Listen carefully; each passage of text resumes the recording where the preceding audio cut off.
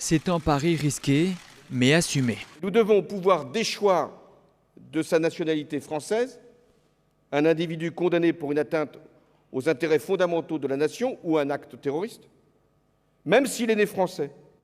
Avec cette annonce surprise, François Hollande s'attire les foudres de la gauche. Mais il le sait, la mesure est populaire, alors il joue l'opinion au détriment de son propre camp. Il fait l'analyse que ce qui fait l'élection présidentielle, ce n'est pas tant les rapports de force entre états-majors politiques qu'un lien direct avec les Français. Une stratégie qu'il a déjà utilisée pour la loi Macron, contestée à gauche. Mais en vue de 2017, François Hollande veut prendre l'opinion publique à témoin et obliger la droite à le soutenir sur certains sujets. L'unité nationale est martelée. Cette gauche de la gauche, d'une certaine manière, il l'a déjà perdue.